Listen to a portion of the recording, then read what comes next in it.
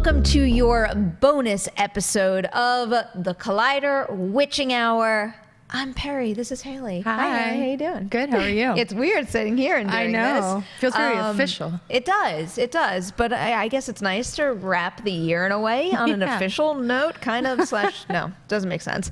We are in here because we are reviewing the new Netflix movie, Bird Box.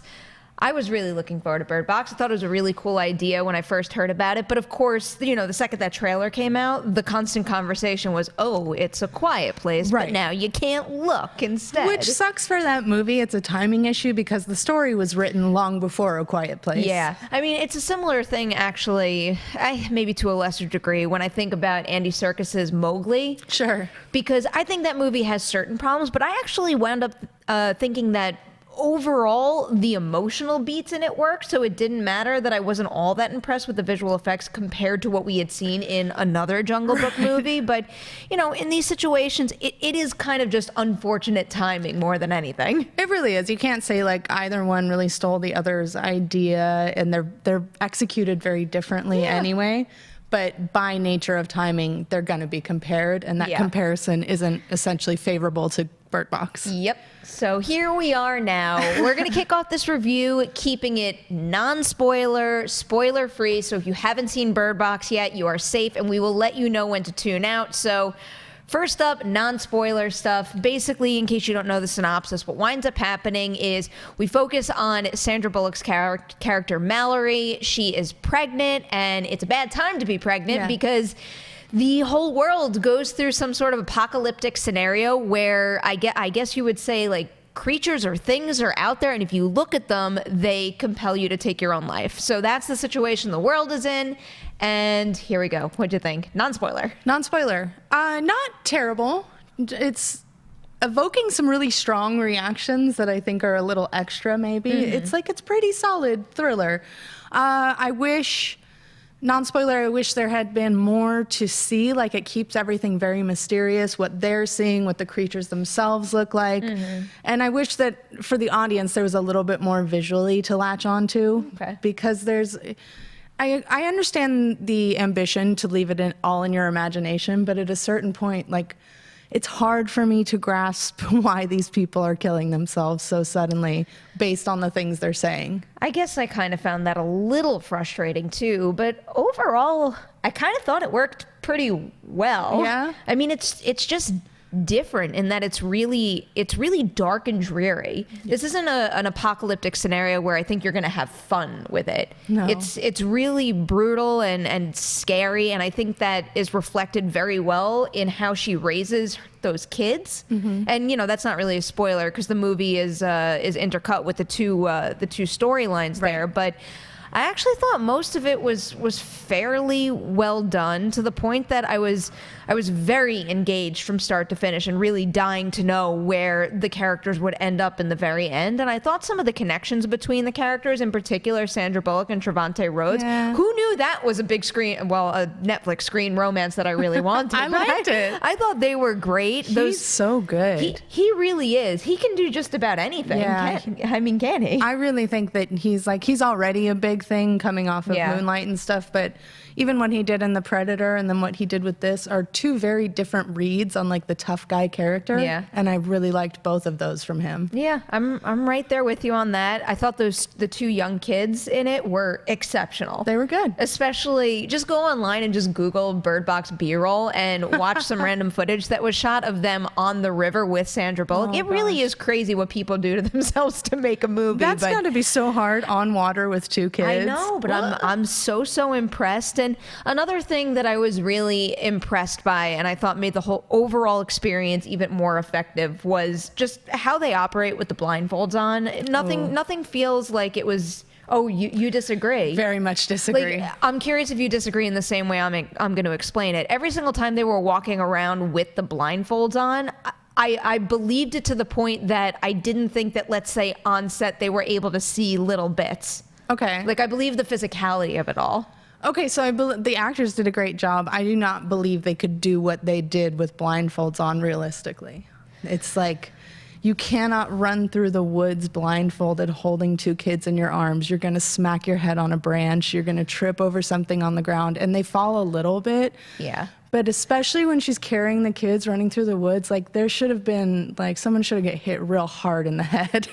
I guess so. I mean, I guess there's a chance of that happening, but at that point I was also thinking, like, imagine spending X amount of years of your life without a sense and then having to readjust and figuring out how to live without it. You'd probably be able to teach yourself a few things or find shortcuts. I mean, to a certain extent, but like they're not Daredevil. Or who knows, maybe she's run through that part of woods before, smacked her head, that branch is no longer there. I don't think so based on the context of the film. But yeah, I didn't buy that. And it kept getting a little bit more and more ridiculous where I was like, are you kidding me? Okay.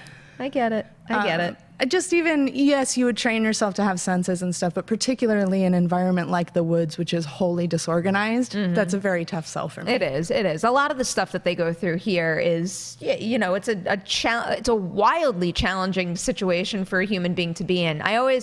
You know how much I love when I get to think to myself, oh, am I going to be able to survive in that scenario? This one really stresses me out because when it comes to a zombie apocalypse, zombie apocalypse, I couldn't even do a cool spoonerism. I just stuttered over that. I like to think about how I'd be able to run away. Yeah. And here it's almost like this movie in this scenario, and the book it's based on too, strips away all the assets I think I would have in other scenarios, other apocalyptic scenarios, and that really kind of got under my skin, but in a good way.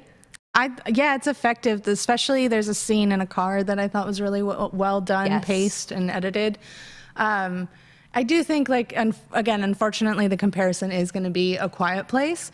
And so, like, A Quiet Place felt to me that they did a much better job of convincing you that these people were able to live silently. The intimacy is also so much stronger in A Quiet Place. Yes. The family vibe. You can't really compare that here. I do like the ensemble in this movie, but it's a completely different feeling you walk away with from this particular ensemble compared to the A Quiet Place family. Well, A Quiet Place is all about family and trying to like protect the home, and this is more like being shoved into a home with a bunch of people you don't know if you can trust. Shoved into a home, but then also like a weird warped story about motherhood in these extreme situations. I think we should probably wrap up the non-spoiler portion so we could start to dig into some of this stuff. But my general response to this is I would probably give it something along the lines of a 6.5 out of 10. I think this is actually a great thing to have landed at Netflix because this is the kind of thing that really, when I'm home for the holidays, my whole family would probably put on sitting around the TV, and we would all watch and we would all be entertained and thrilled by it. I agree with all of that. I think it's going to be a huge hit for Netflix. I think it's going to go over really well with people watching at home. Like you said, it's easy to watch. You get sucked into it. It's perfect Netflix watching. And yeah, I would say it's about 6.5 for me as well. I joked before, 6.5 birds in a box for me. I still think it should be. So it's like, this is Bird Box. If they ever want to make a movie that really gets in my head and becomes my own true nightmare, it would be B-Box. It also just sounds really cool. That's besides the point, though. So now we're going to dig into spoilers. So this is your one and only spoiler warning. If you haven't seen Bird Box, tune out now, go watch it, and then come back to this video later. Okay, where do you want to start with this one? Spoilers. So I guess, the structure, the 2 times structure, how did that work for you, knowing that because they're solitary on the boat, everyone else is going to die? It's an interesting thing to think about because I still found each individual scene compelling all on their own. Agreed. But it is a little frustrating being in the home knowing that it's just them. I mean, I guess there was the option that maybe they could just get separated and everybody wasn't necessarily dead, but I feel like I had kind of made up my mind in that respect so early on. But when I'm thinking about it right now, did knowing that none of those other characters would be part of the end of her journey take away from the suspense of everything that I saw that took place at least, linearly before that? No. Yeah, I like almost each sequence of like each person passing, but there were a couple things that didn't sit well with me. So like, for instance, when the crazy guy shows up, It was like, Yeah. all right, so now everybody's going to die really fast. And you just knew that had to happen based on how long the movie was, who this guy was. It was really obvious that he Fair was point. actually the crazy person because you just knew it had to go that way. The other thing is like, yes, for the smaller characters, I didn't mind already having decided that they were dead. But when it came to that relationship between Sandra Bullock and Trevante Rhodes, that felt a little shortchanged because of that prior knowledge almost. Because you knew. I mean, Yeah. again, it could be the death version versus the separation version. Right. But I guess I had kind of figured that he was not going to make Yeah. it based on also how that specific scene progresses. Also, if he's such a hardcore badass, stand and fight. Like, stand your ground, guys. He took out everybody. Why would you run away? Back in the house. Wait. So to go through this ensemble, I'll go back to the beginning first. Yeah. This movie needed more Sarah Paulson. I was very, Definitely. very sad when she was the first to go. Yeah. Also, I was a little disappointed with how they used Rosa Salazar.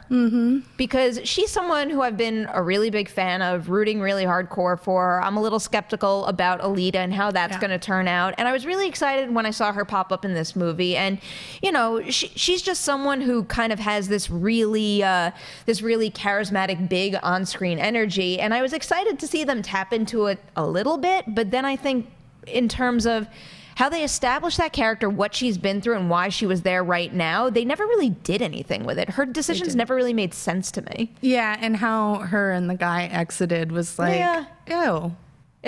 It was almost like I looked at that like, oh, I have another movie to make. Yeah. Bye. We're busy, bye. I don't know. It was not the best writing in that arena. I was disappointed by both of them, also because they give you just like breadcrumbs of a journey of their relationship, but it goes from like not in a million years to they're having sex to they're running away together in like Yeah. what, 3 days? I don't know. I don't know what the actual time span would have been for That's that. true. But, It might be longer. but I get that. Jackie Weaver, another one who is extremely underutilized, which I found very disappointing. There was a point in the movie where I swear to God she popped up in a scene and I was like, where did she come from? Was she introduced and I missed it? She was there. Yeah. She was there and it didn't really do very much. Anything. I would say the one that I really liked was Lil Rel Howery because I really liked him in Get Out, and I thought he had a nice touch here just in terms of him being like goofy and fun. I really dug his vibe overall, and also I think this is the kind of movie that needs a little bit of a light touch every now and then, so you're not like wallowing in the misery and dreariness of what they're going through. And his big death scene reminded me so much of The Mist. Oh, I could see All that. I kept, I mean, you know, obviously it comes down to just the setting, but also a Yeah. supernatural vibe. But that moment had The Mist to me written all over it. I could see that. I did like his death scene as well. I did not love perhaps the realism of his performance in the car when he was scared. That felt like playing more for laughs than for scares. The scene worked anyway. Okay. But I just felt like he was still a little in comedy mode. But I enjoyed him. I love John Malkovich. What a perfect like foil to Sandra Bullock's character. Their relationship is really weird and testy and interesting and a slow build to respect. I would agree with that. It was almost like a role that you would figure John Malkovich of all people would get cast in, and it felt a little, you know, like a traditional role in an ensemble setting like this, but that kind of goes to show how talented he is in particular, because just the slightest nuances in his performance get the wheels in your head turning and eventually spinning out of control, where you want to hate him, but you know that he's useful in certain ways, and you know that he's also maybe not the most evil person in the world, but And turned out to be dead ass right about that guy. Of course, he Yeah. was going to be right about that guy. I had a feeling that that was going to happen. A little bit of a shout out to Danielle McDonald, who I think Yes. rocked that part quite well. She's great. I just watched Dumplin'. Did you really? It's so I keep meaning sweet. to watch it. Watch it with your family. It's really yeah, sweet. That and sounds she's like so a good good in holiday it. thing for me then. I cried for like 40 minutes, but like happy crying. Okay. It's really good. I'm really excited And to she's watch so that now. talented. She was in Patty Cakes, and that was Yeah. sort of her breakout. I'm really excited by what she's doing. What a double feature that would be. Yeah. You have Bird Box to make you miserable, and then Dumplin' to make you happy. Yeah. Am I missing anybody else from this ensemble? Well, B.D. Wong had a little part, and he I was thought he good was in good. it. Yeah. I kind of liked that scene too. I did mean, too. even though it felt pretty stupid for his character to obviously say, the worst I idea. will sacrifice myself with this idea that could go terribly I have wrong. a very thin idea that might kill me. Let's try it. That seemed a little silly, but I think that was a world building type thing that we probably needed, because Agreed. otherwise there would have been way too many questions out there. But otherwise, I think that pretty much covers the ensemble, and that Yeah. kind of leaves us with Sandra Bullock, which I give her a good deal of credit for why this movie works so well. Yeah. It is such a heavy, emotional performance, and she freaking knocks it out of the park. She's wonderful, and it's nice. I love all the roles that she plays, and I loved her romantic comedy phase, but I do like when she plays a little grittier and physically active and just kind of a I hate to use that word badass, but like really, Well, I she like really that is, side of though. her. I mean, when you look at, and I feel like this is probably part of the reason why I wasn't really looking at so many details, like let's say when she was running through the woods, the probability of her hitting a branch or not, because when you get to that stuff in this story, basically the later on stuff, she is such a no nonsense meanie to those poor She's children. awful. She is a boss lady, and she knows every single step of their journey to a point and what they need to do in order to find this supposed safe haven. Yes. So I just do want to touch on, I know it didn't go well, but even still, her trying to do the rapids with the blindfold on is by far the silliest thing I've ever seen. Even the idea of going through rapids, then your boat turning over, and then finding your way with your blindfold still on, that's hilarious. That's objectively hilarious.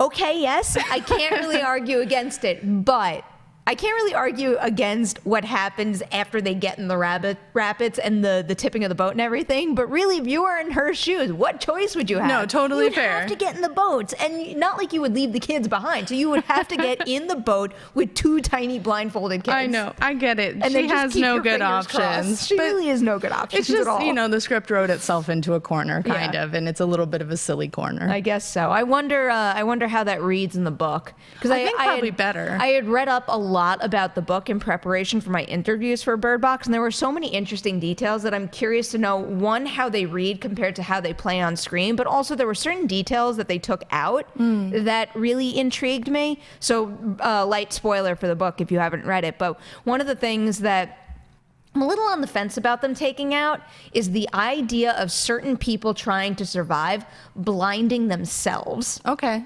So, and that's also something that's revealed towards the end of the book, because at the end of the movie, it almost has this uplifting feeling where that's not what they're doing there. It's a community School for the it's a blind. community for the blind. Yeah. Whereas I believe in the book, when she ends up at a place, those people had blinded themselves, and then they chose to go down another path. That's interesting. Yeah, that I could see why you'd be bummed about that being cut. Maybe they just didn't have room for it. I don't even know. Part of me finds that idea so interesting, but is that something you would really want to watch? Yeah. At the same time? It might be a tonally different than what they were going for this like wide reach Netflix film. Yeah, I have a feeling that'd be the case. I saw something when I looked through our archives, and I thought that Suzanne Bier did a really good job, Yeah. and it's beautifully shot, but I read that Andy Muschietti was attached to it at some point. Really? Which makes me think that in a certain point during the developmental process, they had intentions to show the monsters, because he's kind of your monster guy, Well, right? now I'm basically picturing a shared cinematic universe where Pennywise is actually the monster manipulating everybody.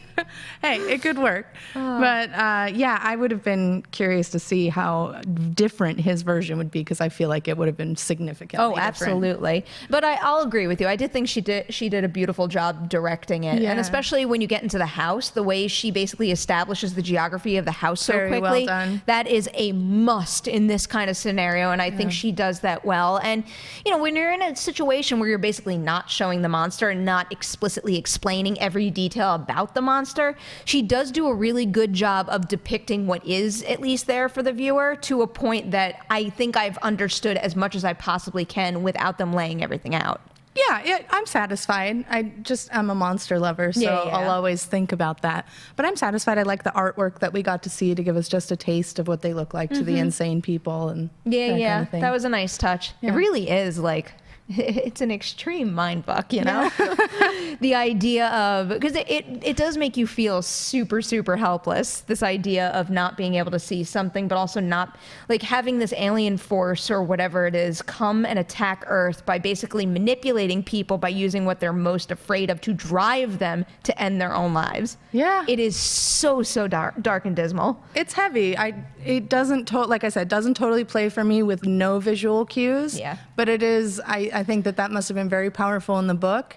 And I think a lot of things probably played a little better in the book. Interesting. I do wonder if it would have had a different effect had, let's say, select people we've been able to experience what they had seen, even if they just left it at the end. Yeah. Like, could you imagine a Bird Box where she dies at the end by seeing the monster and we see what she sees? That would have been pretty sasatisfying. That would have been really interesting. But the kids obviously make it into the safe haven. Boy and girl must be protected. Oh, poor boy and girl. All right. Is there anything else you want to add before we wrap this up? No, I mean, I think this is a fun watch. I think it's a great holiday release. I think it's going to be big like Bright was for them last year. And yeah. Same timing, 6 I guess. out of 5. Just super down the middle, entertaining. Yeah. Thrilling, easy watch. I will echo everything you just said, and odds are, while I'm home for the holidays, I will likely watch this and hopefully dumpling with my family. Yes. All right, guys, there it is. That is our Bird Box non-spoiler/spoiler review. I hope you guys enjoyed it. When you watch Bird Box, don't forget to hit the comment section below, share some thoughts right there. And guess what? That's it. That's it for the Witching Hour in 2018. We will be back in 2019. I hope you all have a wonderful new year and holiday season. We will see you in the new year.